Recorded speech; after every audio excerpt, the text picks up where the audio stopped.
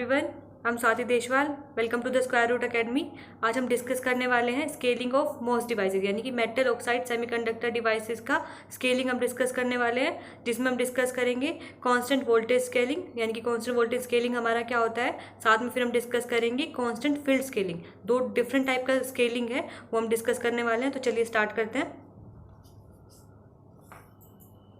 Scaling of most devices, यानी कि scaling actual में होता क्या है। स्केलिंग का मतलब होता है रिड्यूसिंग डायमेंशन ऑफ डिवाइस, यानी कि हम जो डिवाइस है उनका डायमेंशन रिड्यूस करते हैं। जैसे कि पहले कोई भी कैपेसिटर्स था तो उनकी साइज़ बहुत ज़्यादा बड़ा साइज़ होता था, लेकिन अब हम जितना ज़्यादा टेक्नोलॉजी इंप्रूव हो रहा है उतना हम चीज़ों का साइज़ रिड्यूस करते जा रहे हैं। इसी तरीके से जो मोस्टफेट डिवाइसेज है उनका हम साइज़ को रिड्यूस करते हैं, तो उसको हम बोलते हैं स्केलिंग ऑफ मोस्ट डिवाइसेज। ठीक है। The size of transistor is reduce by a factor of 0.7 in each technology generation, यानी कि एक ईच टेक्नोलॉजी जनरेशन में हमारा जो साइज है ट्रांजिस्टर का, मोस्ट ट्रांजिस्टर का, यानी मोस्टफेट ट्रांजिस्टर का जो साइज होता है वो 0.7 फैक्टर से डिक्रीज होता जाता है ईच टेक्नोलॉजी जनरेशन में।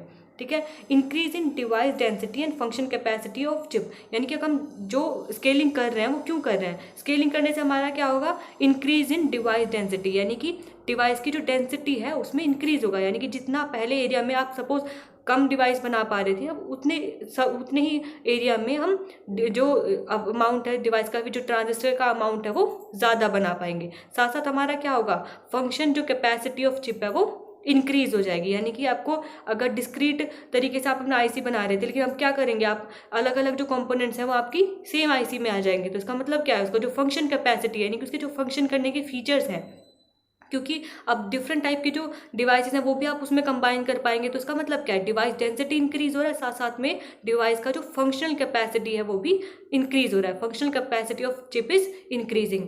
साथ में अब हम स्केलिंग को अगर एक डेफिनेशन के अकॉर्डिंग देखें तो उसका डेफिनेशन हमारा क्या होगा, proportional adjustment of electronic device while maintaining electrical property of device, यानी कि डिवाइस की जो डायमेंशंस हैं उसमें एक स्केलिंग करना। साथ साथ हमें क्या मेंटेन करके रखना के चलना है कि जो हमारी जो इलेक्ट्रिकल प्रॉपर्टी है हमारे डिवाइस की, वो साथ साथ हमारी मेंटेन होकर रखी, यानी कि या तो वो इंक्रीज हो, लेकिन वो ऐसा नहीं है कि हम डिवाइस को स्केल कर रहे हैं और हमारी जो इलेक्ट्रिकल प्रॉपर्टीज़ हैं वो डाउन हो गई या फिर स्लो हो गई। ऐसा नहीं करना, हमें इलेक्ट्रिकल प्रॉपर्टी को या तो मेंटेन करके चलना है, हमें एरिया रिड्यूस करना है, या फिर एरिया रिड्यूस हो रहा है यानी कि उसका स्केलिंग हो रहा है, लेकिन साथ साथ जो उसका फंक्शनल कैपेसिटी यानी कि उसका जो इलेक्ट्रिकल प्रॉपर्टी है वो भी इंक्रीज हो रहा है। तो हमें स्केलिंग इसीलिए करते हैं ताकि हमारा साइज रिड्यूस हो, साथ साथ जो परफॉर्मेंस है आईसी का, यानी कि जो चिप का जो परफॉर्मेंस है वो इंक्रीज हो सके, इसीलिए हम स्केलिंग करते हैं। तो स्केलिंग दो टाइप की थी, तो दोनों ही टाइप को हम डिस्कस करने वाले हैं। अब हम देख लेते हैं स्केलिंग फैक्टर हमारा एक्चुअल में क्या होता है। हमारे पास दो स्केलिंग फैक्टर होते हैं, 1/अल्फा और 1/बीटा। ध्यान में रख के चलिए, दो ही स्केलिंग फैक्टर है हमारे पास, 1/अल्फा और 1/बीटा।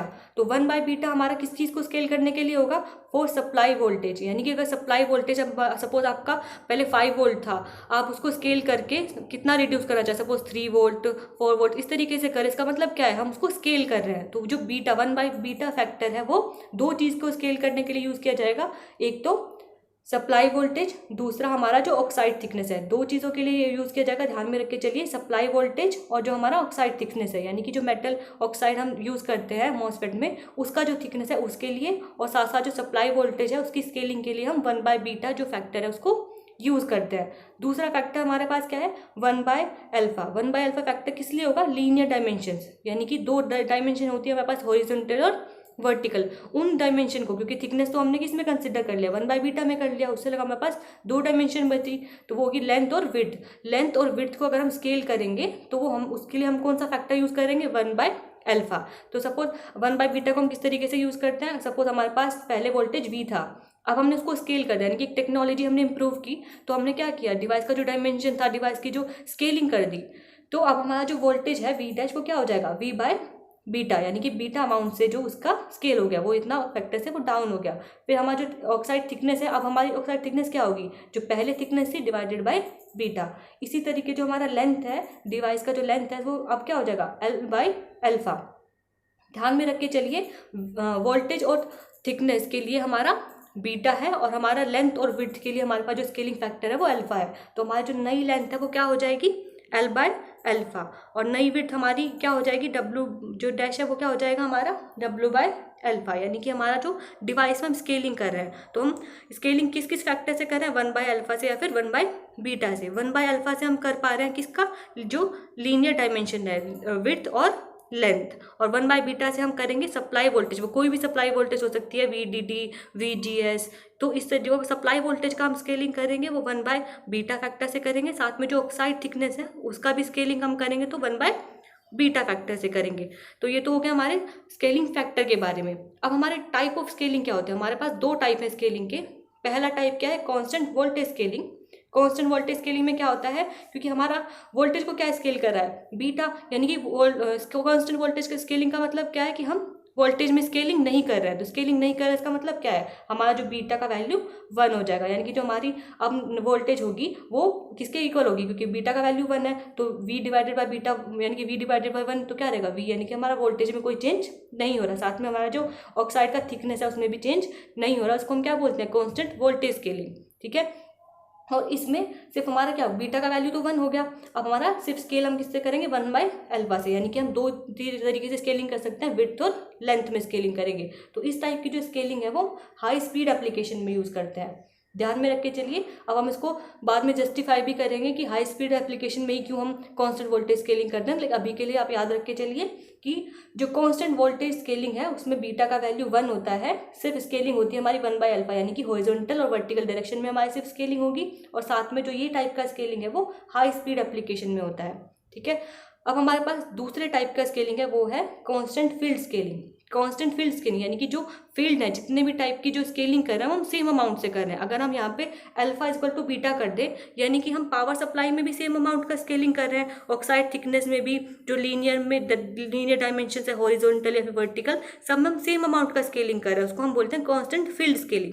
तो कांस्टेंट फील्ड स्केलिंग में हमारा क्या होता है, अल्फा इक्वल टू बीटा। इन दोनों चीज़ों को हमेशा ध्यान में रख के चलिए, क्योंकि कई बार एग्जाम में आपसे डायरेक्ट पूछ सकता है कि किसी फैक्टर को दे देंगे, इस फैक्टर का हमारा स्केलिंग करना है, कांस्टेंट वोल्टेज स्केलिंग करना है या फिर कांस्टेंट फील्ड स्केलिंग करना है। तो दोनों में डिफरेंस करके चलिए, कांस्टेंट वोल्टेज स्केलिंग में beta equal to 1, constant field scaling में हमारा अल्फा इक्वल टू बीटा, यानी कि या फिर बीटा इक्वल टू अल्फा, दोनों हमारे सेम अमाउंट से स्केल होंगे। और ये वाला जो स्केलिंग कांस्टेंट फील्ड स्केलिंग है हम लो पावर एप्लीकेशंस में करते हैं, जहाँ भी यानी कि हमें पावर का जो साइज रिड्यूस करना है उसके लिए हम कांस्टेंट फील्ड स्केलिंग करते हैं। क्यों, क्योंकि हमें पता है पावर यानी कि P equal to V into I.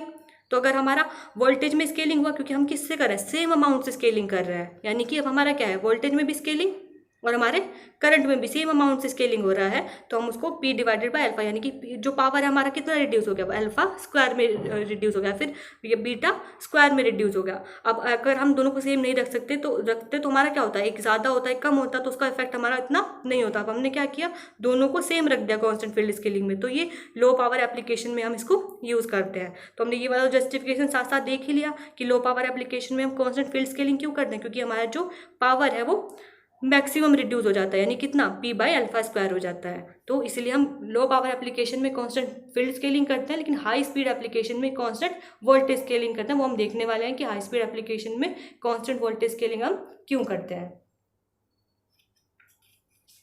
तो चलिए अब एक एक करके एक एक पैरामीटर का हम स्केलिंग डिस्कस करते हैं। तो सपोज आपको एग्जाम में पूछ लिया कि हम एरिया का जो स्केलिंग है वो किस तरीके से करेंगे। हमें पता है area equal to length into width, यानी कि एरिया का जो फॉर्मूला होता है हमारा लेंथ इंटू विड्थ होता है। तो हमने क्या देखा था, लेंथ और विड्थ में कौन सा स्केलिंग फैक्टर था हमारा अल्फा, यानी कि जो हमारा नया एरिया होगा वो क्या होगा L dash into W dash. अब L डैश को हम क्या लिख सकते हैं, L by alpha, W dash को हम क्या लिख सकते हैं, जो नया एरिया बनेगा, नई विड्थ बनेगी, उसको हम लिख देंगे W बाय अल्फा।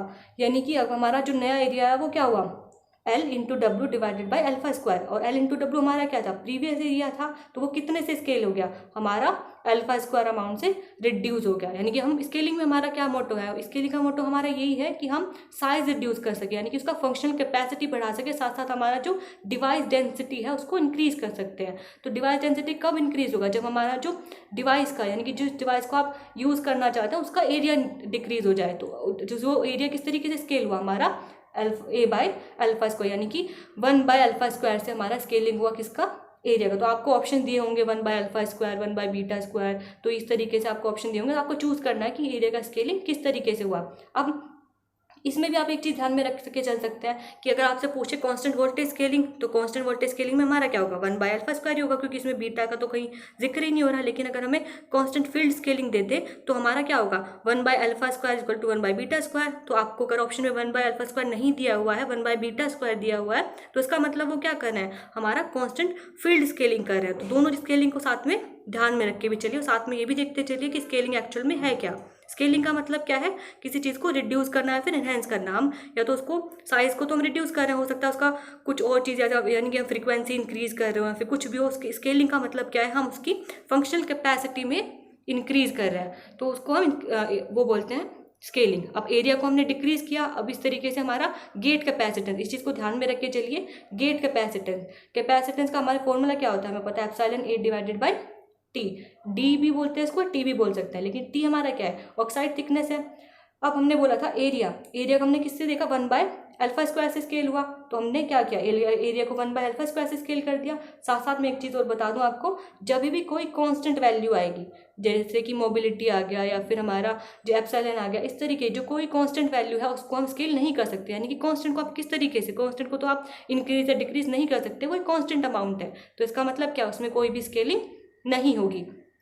तो एप्सिलॉन हमारा सेम रहेगा, जो हमारा एरिया है वो A/α² होगा, यानी कि α², 1/α² से उसका स्केलिंग हो गया। साथ में जो हमारा ऑक्साइड थिकनेस था, क्योंकि वोल्टेज और ऑक्साइड थिकनेस में हम 1/β से करते हैं, यहाँ पे हमारा ऑक्साइड थिकनेस है, इसका मतलब क्या है, हम इसकी स्केलिंग 1/β से करेंगे। तो हमारा जो नया कैपेसिटेंस बन के आएगा वो क्या आएगा, β/α² × Cg, यानी कि जो पहले कैपेसिटेंस का वैल्यू था उससे हमारा कितना स्केल हो गया, β/α²।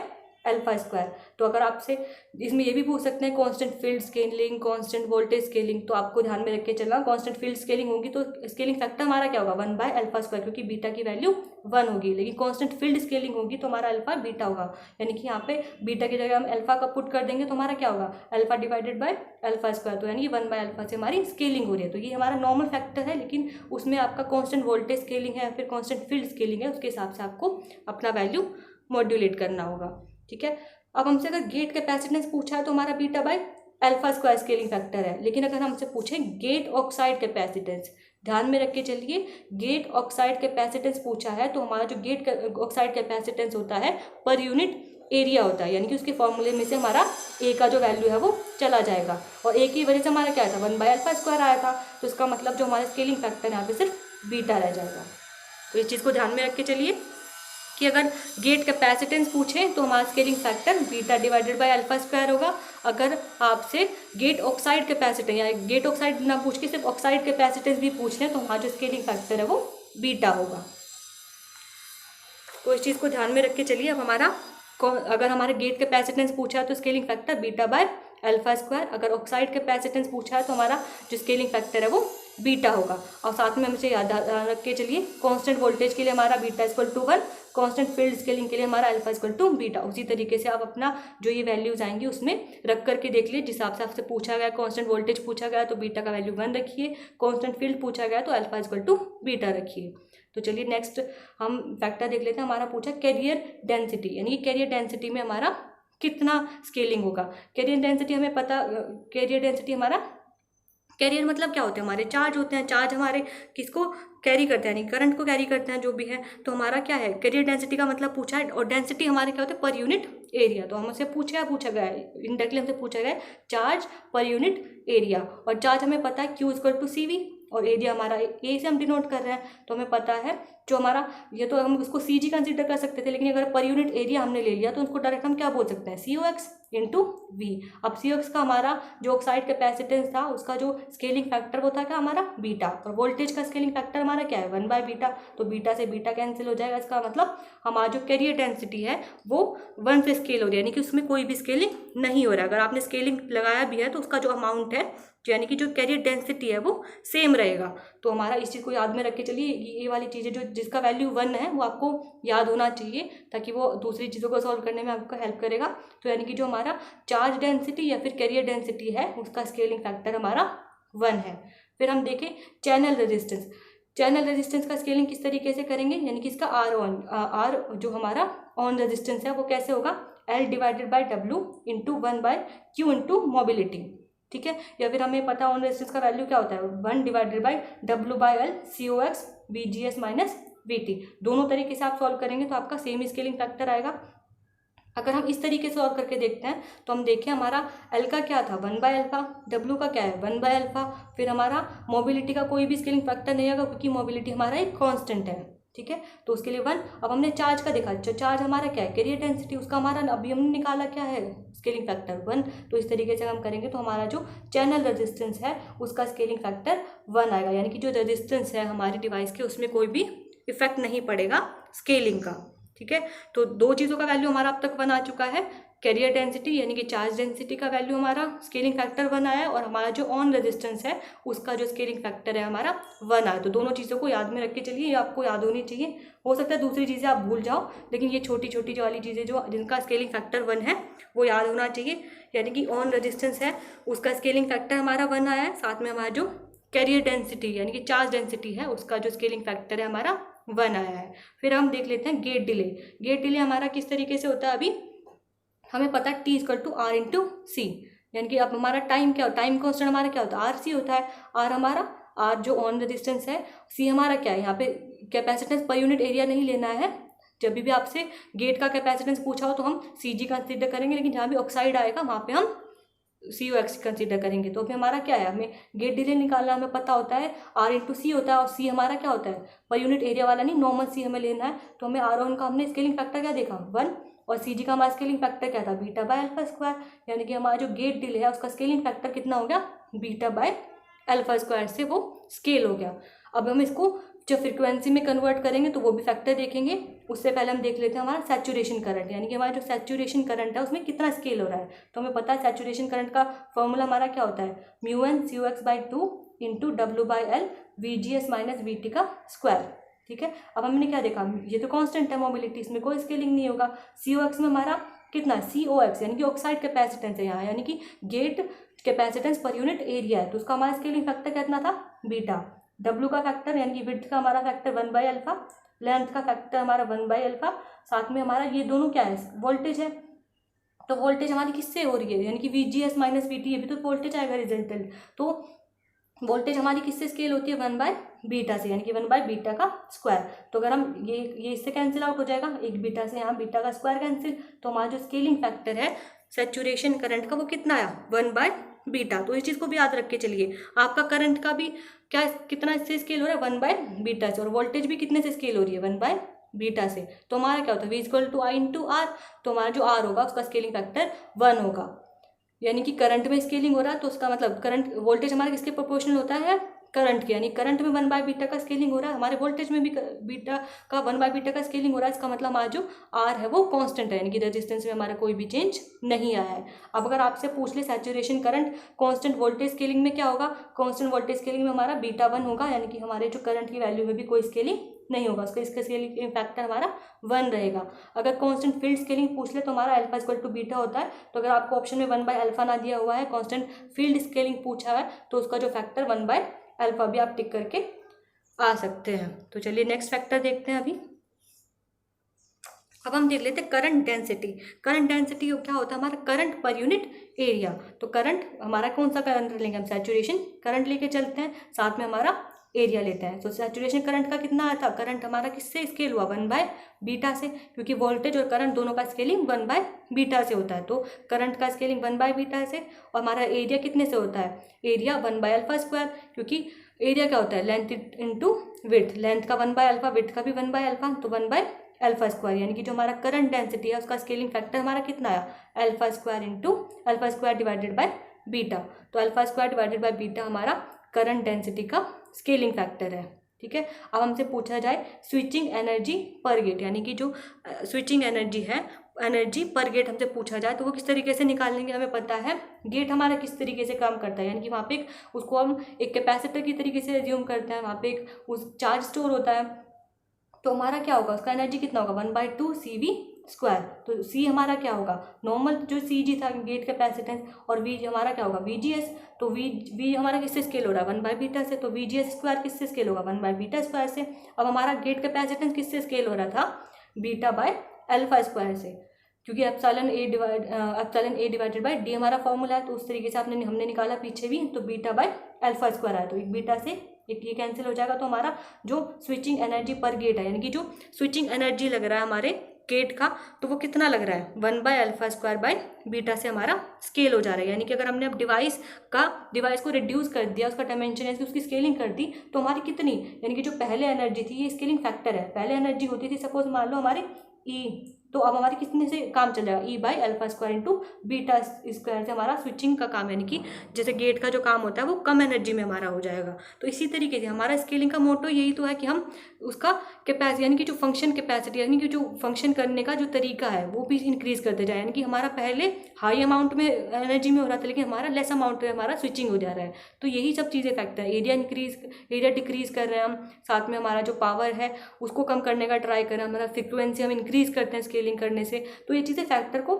समझिए कि फैक्टर क्या है, साथ साथ उसका इम्पैक्ट भी देखिए, फैक्टर को समझिए, साथ साथ हमारा ध्यान में रख के चलिए कि हमारा उस पर क्या फर्क पड़ा, यानी कि जैसे करंट डेंसिटी है हमारा क्या हुआ अल्फा स्क्वायर बाय बीटा, यानी कि अगर हमारा कांस्टेंट हम वोल्टेज ले ले तो हमारा कितने से इंक्रीज होगा, अल्फा स्क्वायर से इंक्रीज होगा, यानी कि करंट डेंसिटी, जो कि हमारा एक अच्छा फैक्टर है, यानी करंट पर यूनिट एरिया हमारा इंक्रीज हो रहा है। अगर हमारा कांस्टेंट फील्ड ले ले तो अल्फा स्क्वायर टू बीटा, तभी भी हमारा अल्फा से स्केल हो रहा है, यानी कि हमारा जो करंट डेंसिटी है वो इंक्रीज हो रही है। तो फैक्टर को देखिए, उसका स्केलिंग फैक्टर समझिए, स्केलिंग फैक्टर से आप ध्यान में रख के चलिए कि वो इंक्रीज हो रहा है या फिर डिक्रीज हो रहा है, तो आपको समझ में आ जाएगा कि जो क्वांटिटी है वो आप उसकी फंक्शनिंग के अकॉर्डिंग हमारे इंक्रीज, यानी कि जो हमारा डिज़ायर क्या होता है कि कुछ चीज़ें होंगी हम चाहते हैं इंक्रीज हो, कुछ चीज़ें चाहेंगे हम डिक्रीज हो, तो ऑलमोस्ट हमारा डिज़ायर के अकॉर्डिंग हमारी स्केलिंग हो रही है। तो जैसे करंट डेंसिटी हमारा इंक्रीज हो रहा है, लेकिन हमारा स्विचिंग एनर्जी जो है वो डिक्रीज हो रहा है, यानी कि कम एनर्जी में हमारा स्विचिंग हो जा रहा है। तो इन चीज़ों को भी समझते हुए चलिए। अब नया फैक्टर देखते हैं, पावर डेसिपेशन पर यूनिट एरिया। पावर डेसिपेशन पर यूनिट एरिया, अब हमसे पावर डेसिपेशन पर यूनिट एरिया पूछा है तो क्या होगा, पीजी यानी कि जो पावर है डिवाइडेड बाय एरिया। तो हमें पावर किस तरीके से निकलती है हमारी आई स्क्वायर इंटू आर, और एरिया हमारा एजी से हमने रिप्रेजेंट कर दिया। हमारा करंट किस तरीके, यानी कि जो सैचुरेशन करंट था वो 1 बाय बीटा से स्केल हो रहा था, तो अब उसका स्क्वायर कितने से होगा 1 बाय बीटा स्क्वायर से। हमने आर का जो स्केलिंग कर रहे थे तो स्केलिंग फैक्टर 1 था, और हमारे एरिया का scaling factor 1 by alpha square था। तो हमारा जो पावर है वो किस तरीके से स्केल हो जाएगी, पावर पर unit area alpha square into beta square. अब एक और चीज़ में ध्यान रख के चलिए, हमने बोला था कि कांस्टेंट जो फील्ड स्केलिंग होती है वो हम कब करते हैं, जब पावर लो पावर एप्लीकेशन में, यानी कि हमें पता है पावर क्या होता है V इंटू आई, यानी कि पीजी हमारा क्या है वोल्टेज इंटू करंट। हमारा करंट भी 1 बाय बीटा से स्केल हो रहा है, वोल्टेज भी 1 बाय बीटा से स्केल हो रहा है, यानी कि जो हमारी पावर थी वो 1 बाय बीटा स्क्वायर से स्केल हो गई, यानी कि पहले हमारी कोई पावर थी, अब हमें लेस पावर में हमारा काम चल जाए। कितनी पावर में, जो पहले पावर थी डिवाइडेड बाय बीटा स्क्वायर, यानी कि जो पावर है हमारा वो डिक्रीज हो रहा है, यानी कम पावर में हमारा जो डिवाइस है सेम तरीके से फंक्शनिंग कर रहा है। तो ये हमारा स्केलिंग का हमारा एक क्या है एडवांटेज है। तो जब हमारा अगर अल्फा इक्वल टू बीटा हो गया तो इसको 1 बाय अल्फा स्क्वायर से भी डिनोट कर सकते हैं, या फिर अगर हमारा जो पावर पर यूनिट एरिया है वो सेम रहेगा अगर alpha by alpha equal to beta हो गया हमारा। तो हम नेक्स्ट फैक्टर हम देखते हैं power speed product. Power speed product में हमारा क्या है, पावर इंटू हमारा जो डिले है। तो पावर हमारा क्या है, पावर पर यूनिट एरिया नहीं, यहाँ पे सिर्फ पावर को कंसीडर करके चलना है। तो पावर किस तरीके से हो रहा था 1 बाय बीटा स्क्वायर से, और जो हमारा डिले फैक्टर था वो किस तरीके से स्केल हो रहा है बीटा बाय अल्फा स्क्वायर से। तो हमारा जो टोटल पावर स्पीड प्रोडक्ट है वो किससे स्केल हो गया 1 by alpha square into beta से स्केल हो गया। तो ध्यान में रख के चलिए, आप कंपेयर करते चलिए, सोचते हुए चलिए कि हमारा जो स्केलिंग का क्या एडवांटेज हो रहा है, किस फैक्टर से हमें एडवांटेज मिल रहा है, किस फैक्टर में हमें डिसएडवांटेज मिल रहा है। तो ये चीज़ें देख करके चलिए। हमारा जो पैरासिटिक कैपेसिटेंस है भी हमें याद रख के चलना है। पैरासिटिक कैपेसिटेंस हमारी 1 बाय अल्फा से स्केल होता है, यानी कि पैरासिटिक जो कैपेसिटेंस है वो 1 बाय अल्फा से हमारा स्केल होता है। अब हमने पूछ लिया कि हमारा मैक्सिमम ऑपरेटिंग फ्रीक्वेंसी, यानी कि हमारा स्केलिंग करने से क्या था, एरिया हमारा डिक्रीज हो रहा है, हमारा पावर भी जो पावर कैपेसिटी है, मतलब पावर कैपेसिटी सॉरी पावर, जितनी पावर में हमारा सर्किट फंक्शनिंग पहले कर रहा था अभी वही सेम फंक्शनिंग करेगा लेकिन कम अमाउंट में। तो ये भी हमारा एडवांटेज है। अब हम देख लेते हैं कि हमारा मैक्सिमम ऑपरेटिंग फ्रीक्वेंसी में हमारा एडवांटेज होता है या फिर डिसएडवांटेज होता है। तो चलिए डिस्कस करते हैं। हमने डिस्कस किया था जो डिले था वो किस तरीके से था R इंटू सी। तो हमारा फैक्टर क्या था बीटा बाय अल्फा स्क्वायर। हमें पता है कि जो हमारी फ्रीक्वेंसी होती है वो 1 बाय टाइम होती है, यानी कि 1 बाय डिले होती है। तो हमारा फ्रीक्वेंसी का फैक्टर क्या आएगा, F equal to alpha square divided by beta, यानी कि जो हमारी फ्रीक्वेंसी थी वो इंक्रीज होगी। सपोज अगर हमने कांस्टेंट फील्ड स्केलिंग लिया तो हमारा क्या होगा, अल्फा इक्वल टू बीटा, तो हमारा अल्फा से स्केल होगी। लेकिन अगर हमने कांस्टेंट वोल्टेज स्केलिंग किया तो हमारा बीटा का वैल्यू 1 था, हमारी जो फ्रीक्वेंसी है वो अल्फा स्क्वायर से इंक्रीज हो जाएगी, यानी कि जो मैक्सिमम ऑपरेटिंग फ्रीक्वेंसी है वो हमारी इंक्रीज हो रही है। तो यही चीज़ मैंने अभी डिस्कस की, कांस्टेंट वोल्टेज में हमारा बीटा 1 हो जाएगा तो हमारे स्केलिंग कितना, अल्फा स्क्वायर से हमारी जो मैक्सिमम ऑपरेटिंग फ्रीक्वेंसी थी वो इंक्रीज होगी। तो यही सब एडवांटेज है स्केलिंग के। तो एक एक फैक्टर को समझिए, उसका स्केलिंग फैक्टर देख के चलिए कैसे निकालते हैं, फिर उसको एक दो को याद रख के चलिए जिसका वैल्यू 1 है या फिर बहुत ईजी है उनको याद रख के चलिए, साथ साथ कंपेयर करके चलिए कि जो हमारा स्केलिंग करने से हमारा जो डिवाइस है उसमें किस किस तरीके से एडवांटेज मिली, यानी कि उसका फ्रीक्वेंसी इंक्रीज हो गया, एरिया हमारा कम हो गया, पावर जो नीड था हमें जितना पावर का वो पावर हमारा कम हो गया, नहीं कम पावर में हम काम कर पा रहे हैं। तो ये सब चीज़ें आप ध्यान में रख के चलिए। तो आज के लेक्चर को हम यहीं पे वाइंड अप करते हैं। अगर आपको वीडियो पसंद आया तो please like share and subscribe Square Root Academy. Thank you so much.